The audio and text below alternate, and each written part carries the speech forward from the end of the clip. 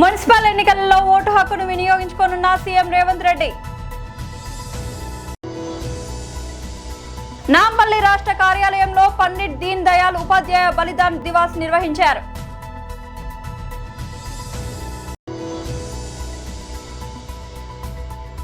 Municipal పోరులో పలుచోట్ల ఉద్రిక్తతలు.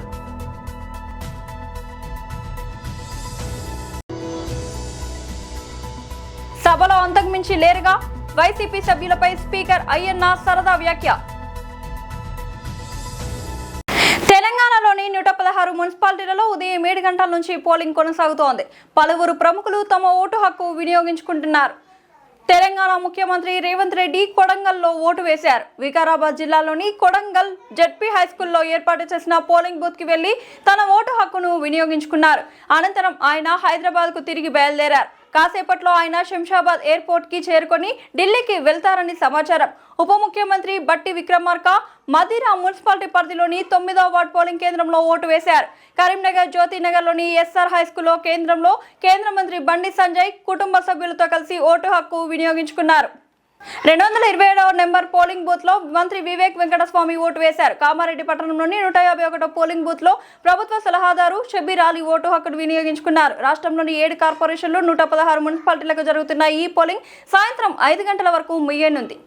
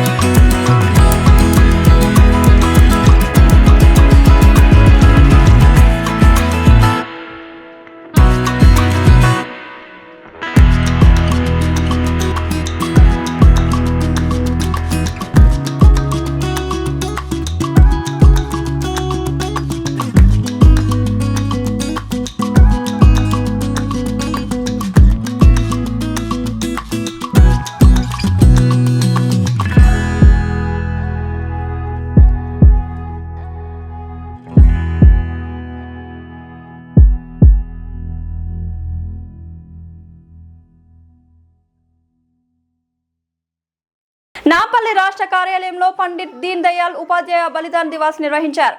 పండిట్ దీన్ దయాళ్ ఉపాధ్యాయ భారతీయ జనసంఘ్ స్థాపకుడు, అదేవిధంగా మా ఒక సిద్ధాంతకర్త,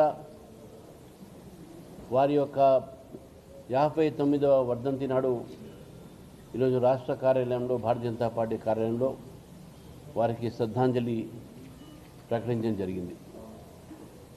దీన్ దయాళ్ ఉపాధ్యాయ గారి యొక్క మార్గదర్శనంలో అనేక మంది కార్యకర్తలు, నేతలు ఆ రోజు భారతదేశంలో జాతీయవాదాన్ని నమ్మి భారత రాజకీయాల్లో దిగి దేశం కోసము ధర్మం కోసము పనిచేయాలి అనేటటువంటి ఆలోచనతో ఆనాడు స్థాపించినటువంటి ఒక జనసంఘ్, ఆ జనసంఘ్ ఈరోజు భారతీయ జనతా పార్టీగా 1980లో ఆవిర్భవించి ఈరోజు దేశవ్యాప్తంగా అనేక రాష్ట్రాల్లో దేశంలో అధికారంలో వచ్చింది అని అంటే దానికి ఈ కార్యకర్తలు నాయకులు భారతీయ జనతా పార్టీ ఇప్పుడు ఉన్నట్టు ఒక మొత్తం కూడా వారికి రుణపడి ఉంటాం.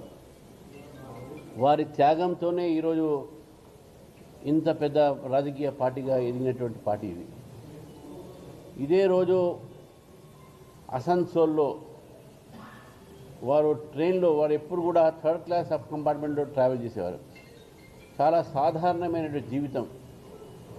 వారే బట్టలు ఉతుక్కొని కుర్తా పైజామా వేసుకొని సొంత పెట్టె పెట్టుకొని మొత్తం 3rd క్లాస్లో దిగేవారు. మరి అటువంటి ఒక సాధారణమైనటువంటి ఒక జీవితం, ఒక నిరాడంబరమైన జీవితం వారు జీవించి రాజకీయాల్లో ఒక రాజకీయ నేత ఈ విధంగా ఉండాలి అనేటువంటి ఒక ఆ వరవరడి వారు మొదలుపెట్టిన విషయాన్ని మనం గుర్తుపెట్టాలి.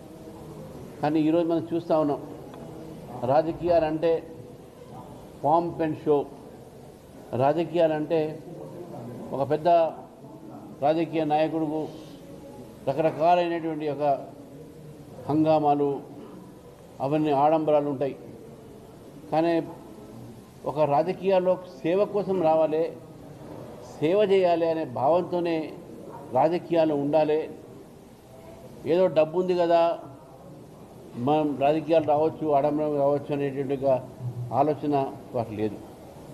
ముఖ్యంగా దీన్ దయాళ్ ఉపాధ్యాయ గారి యొక్క ఆలోచన ఏతుందో ఆ ఆలోచనని ఇప్పుడున్న ఏ పార్టీ సరే రాజకీయ నాయకులు వారి జీవితాన్ని నుంచి చాలా తెలంగాణలోని 7 మున్సిపల్ కార్పొరేషన్లలో 116 స్థానాలకు ఉదయం నుంచి పోలింగ్ కొనసాగుతుంది. 7 గంటల నుంచి పోలింగ్ ప్రారంభం కాగా ఓటర్లు ఉత్సాహంగా కేంద్రాలకు తరలి వస్తున్నారు. పోలింగ్ ప్రశాంతంగా జరిగేందుకు ఈసీ పోలీసులు ఏర్పాట్లు చేయగా కొన్ని కేంద్రాల వద్ద మాత్రం ఉద్రిక్తతలు నెలకొన్నాయి. మహబూబాబాద్, నిజామాబాద్, మెదక్, సంగారెడ్డి జిల్లాల్లో వివిధ పార్టీల కార్యకర్తల మధ్య ఘర్షణలు నెలకొన్నాయి. భద్రతా విధుల్లో ఉన్న పోలీసులు కల్పించుకొని పరిస్థితిని అదుపులోకి తీసుకువచ్చారు. సదాశివపేటలో ఓటర్కు డబ్బులు పంచుతున్న ఒక అభ్యర్థిని ఓ పార్టీ కార్యకర్తలు పట్టుకొని పోలీసులకు అప్పగించారు.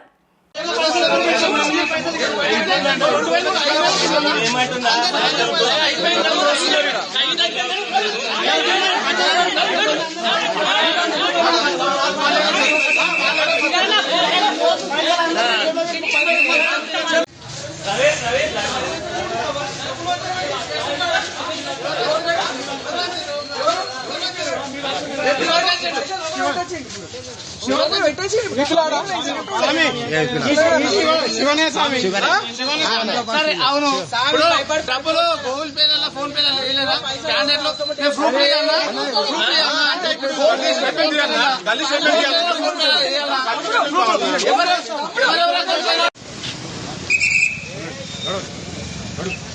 బాబు వెళ్ళిపోండి.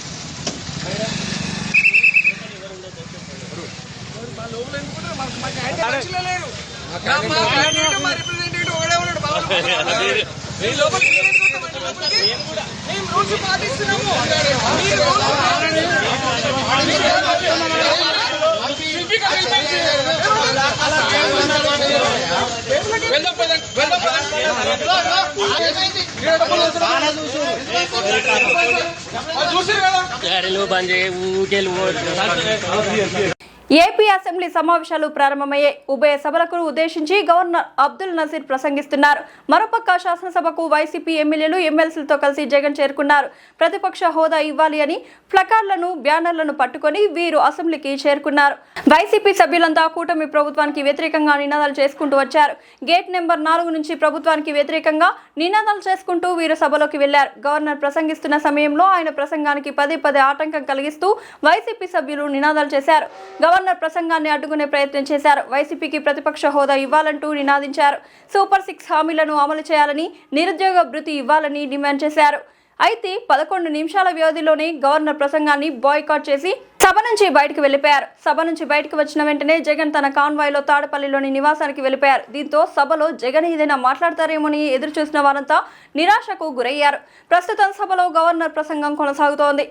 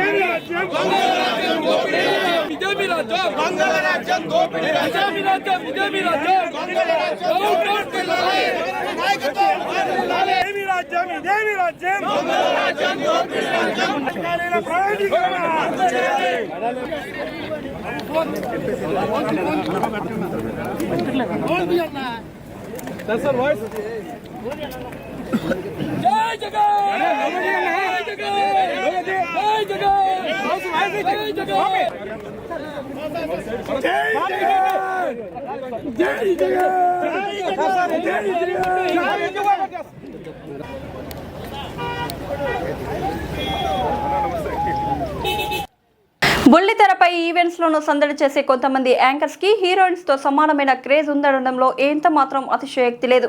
అలాంటి అతి కొద్ది మంది యాంకర్స్ లో శ్రవంతి ఒకరు. శ్రవంతి గ్రామర్ కి, ఆమె మాట తీరుకి, నవ్వుకి యూత్ వైపు చాలా మంచి అభిమానులున్నారు. ఒక రకంగా హీరోయిన్స్ కి ఉండవలసిన లక్షణాలు ఆమెలో ఉన్నాయని భావిస్తూ ఉంటారు. అయితే ఆమె మాత్రం యాంకర్ గానే కొనసాగుతూ వెళ్తున్నారు. తాజాగా గ్రేట్ ఆంధ్రాకి ఇచ్చిన ఇంటర్వ్యూలో శ్రవంతి మాట్లాడుతూ, నేను హైదరాబాద్ కి వచ్చిన కొత్తలో ఒకవైపున చదువుకుంటూనే మరోవైపున డాన్స్ నేర్చుకునేదానిని. ఒకసారి నేను మా ఫ్రెండ్ తో కలిసి మహంకాళి సినిమా షూటింగ్ కి వెళ్ళాను. అక్కడ జర్నలిస్ట్ గా చేయవలసిన ఆర్టిస్ట్ రాకపోవడంతో నాతో చేయించారు. రోజుకు 3,000 రూపాయలు ఇచ్చారు. ఇదేదో బాగుందే అనిపించింది. ఆ సమయంలోనే నేను ప్రేమలో పడ్డారు. వాళ్ళ ఫ్యామిలీకి ఇష్టం లేదని తెలిసి సినిమాలు మానేశాను అని అన్నారు. పెళ్లి తర్వాత ఆయన బిజినెస్ దెబ్బతింది. దాంతో నేను జాబ్ చేయవలసి వచ్చింది.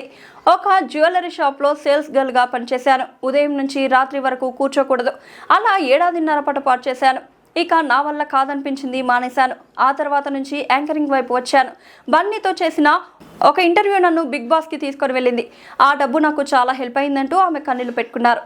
సోమాజిగూడలో ఏర్పాటు చేసిన షోరూమ్ ను సినీ నటి కాజల్ అగర్వాల్ సంస్థ మేనేజింగ్ డైరెక్టర్ వైశ్యరాజు భద్రగిరి రాజుతో కలిసి ప్రారంభించారు. ఈ సందర్భంగా వారు మాట్లాడుతూ, ఇప్పటి వరకు ఆంధ్రప్రదేశ్ ప్రజల మన్ననలు అందుకున్న సంస్థ నగరంలో షోరూమ్ ను అందుబాటులోకి తేవడం సంతోషకరమని అన్నారు. ఇప్పటి వరకు ఆంధ్రప్రదేశ్ ప్రజల మన్ననలు అందుకున్న తాము మొట్టమొదటిసారిగా 16వ బ్రాంచ్ ను నగరంలో ప్రారంభించినట్లు భద్రరాజు చెప్పారు. ప్రారంభోత్సవం సందర్భంగా ప్రత్యేక ఆఫర్లను సైతం అందిస్తున్నామని తెలిపారు. అన్ని రకాల 22 క్యారెట్ బంగారు ఆభరణాలపై 6% తరుగుకే ఆభరణాలు పొందవచ్చునని, VVS clarity, EF colour, IGI certified diamonds carats ఆభరణాలు 49,500 నుండి కొనుగోలు చేయవచ్చునని తెలిపారు. వెండి వస్తువులపై ఎలాంటి తరుగు లేదని, వినియోగదారులపై జీఎస్టీ భారాన్ని పడకుండా తామే భరిస్తున్నట్లు తెలిపారు. కేజీ వెండి వస్తువుల కొనుగోలుపై 15,000 వరకు ప్రత్యేకంగా తగ్గిస్తున్నట్లు తెలిపారు. ఈ కార్యక్రమంలో వైశ్యరాజు ఫాల్గుణరాజు, వైశ్యరాజు నరేష్, వైశ్యరాజు కిరణ్ కుమార్ రాజు తదితరులు పాల్గొన్నారు. గుడ్ మార్నింగ్ మీడియా అందరికీ నమస్కారం. వైశ్యరాజు టీమ్ మీకు పెద్ద కంగ్రాచులేషన్స్. ఇది తెలంగాణలో ఫస్ట్ స్టోర్. 15 స్టోర్స్ ఉన్నాయి ఆంధ్రాలో. and many more stores yet to come. So big congratulations. Chala unique, chala exclusive designs undi. Naku chala ishtam. And this is definitely going to be a regular for me when I come to Hyderabad.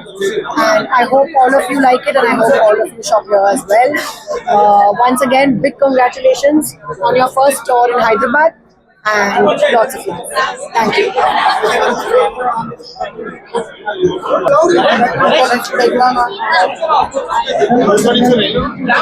Please okay అందరికీ good morning. ఈరోజు వైశ్రాజ్ jewellers last 21 years నుంచి మన ఆంధ్రాలో ఉన్నాం. First time తెలంగాణలోకి వచ్చాం. తెలంగాణ రావడం మాకు చాలా చాలా గర్వంగా ఉంది. దానికి తోడు ఫస్ట్ మాకు బ్రాండ్ ప్రమోషన్ మేడం సుహాసిని గారు పెద్ద ఆవిడ చేశారు. చాలా చాలా థ్యాంక్ యూ సో మచ్. దాని తర్వాత ఇప్పుడు షోరూమ్ ఓపెనింగ్ కి ఫస్ట్ టైం తెలంగాణలో మేడం కాజల్ అగర్వాల్ గారి చేతుల మీదుగా ఆ ఫాదర్ గారి బ్లెస్సింగ్స్ తో ఈ రోజు ఇంత గ్రాండ్ గా ఓపెన్ చేయడానికి మేడం గారు లక్కీ హ్యాండ్ తో మాకు అడగగానే ఒప్పుకున్నందుకు thank you so much madam. ఇంకెప్పుడు ఈ బ్లెస్సింగ్స్ మీ తాలూకు అభినందనలు ఎప్పుడు మాకు అలా ఉండాలి. ఈ రోజు వైశ్రాజ్ జ్యువెలర్స్ ఫస్ట్ టైం తెలంగాణలో ఎనీ ఐటమ్ ఫ్లాట్ 6% ఇస్తుంది. ఏ ఐటమ్ అయినా కుందన్ పచ్చి antique temple any high and 24, 28, 30% item కూడా మనం ఓపెనింగ్ ఆఫర్ కింద 6% కి ఇస్తున్నాం. అలాగే డైమండ్ 49,500 క్యారెట్ కి ఇస్తున్నాం. ప్లస్ ఎనీ మేకింగ్ చార్జెస్ లేదు, జస్ట్ VA 12% నుంచి స్టార్ట్. సిల్వర్ కూడా చాలా చాలా మంచి ఆఫర్ ఉంది. 15,000 per kg, no wastage, no making. GST కూడా మీ తరఫున మేమే పే చేస్తాం. ఈ తెలంగాణలో ప్రజలకి వైశ్రాజ్ జ్యువెలర్స్ తాలూకా speciality the best quality, best designs, best price and best service. ఇది ఎప్పుడు కూడా మీకు ఉంటుంది. ఈవెన్ ఎప్పుడు కూడా హైదరాబాద్ లో ది బెస్ట్ ప్రొడక్ట్స్ తో పాటు బెస్ట్ ప్రైస్ కి ఇచ్చి ప్రతి ఒక్కరికి అందుబాటులో ఉంటుందని యూనిక్ డిజైన్స్ తో మేము ఎప్పుడు మెయింటైన్ చేస్తామని.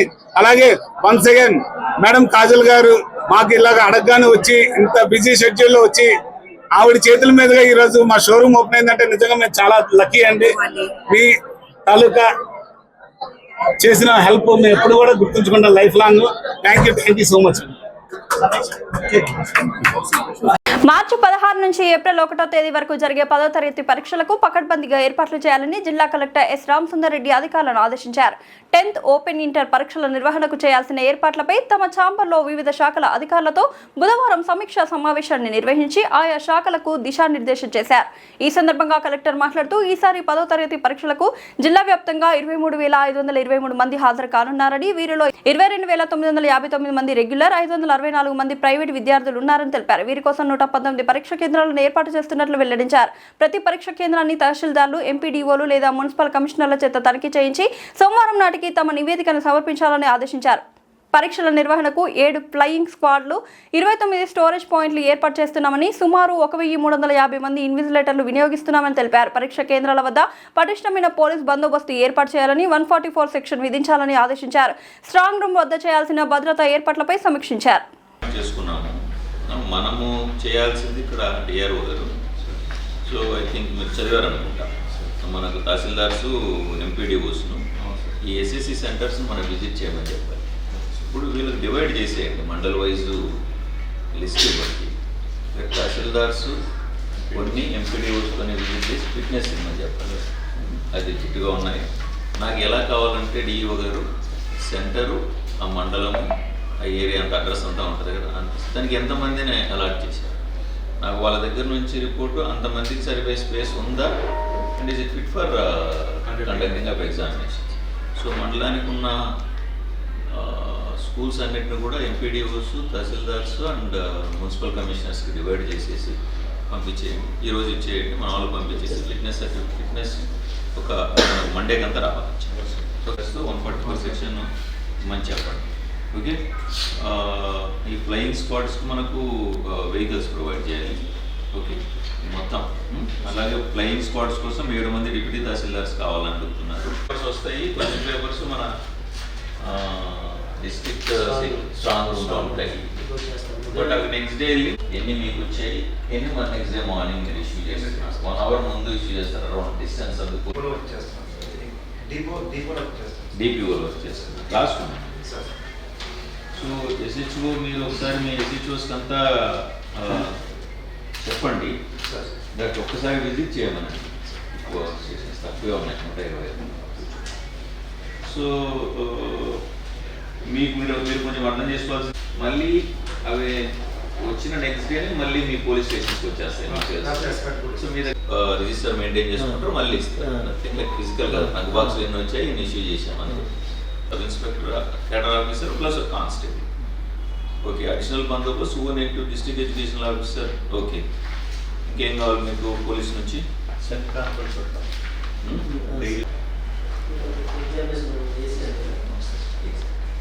ఇంకేమైనా కావాలి పోలీస్ నుంచి? ఇంకేమైనా కావాలి? ఏమడిగామంటే మన స్ట్రాంగ్ రూమ్ దగ్గర సెక్యూరిటీ. బులెటిన్ ముగించే ముందు హెడ్లైన్స్ మరోసారి. మున్సిపల్ ఎన్నికలలో ఓటు హక్కును వినియోగించుకోనున్న సీఎం రేవంత్ రెడ్డి. నాంపల్లి రాష్ట్ర కార్యాలయంలో పండిట్ దీన్ దయాళ్ ఉపాధ్యాయ బలిదాన్ దివాస్ నిర్వహించారు.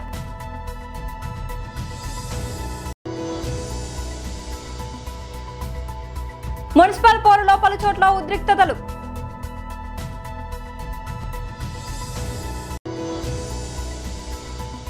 సభలో అంతకుమించి లేరుగా వైసీపీ సభ్యులపై స్పీకర్ అయ్యన్న సరదా వ్యాఖ్య. ఇది వాటి బులెటిన్ అప్డేట్. మరొక బులెటిన్ మళ్ళీ కలుద్దాం. అంతవరకు సెలవు.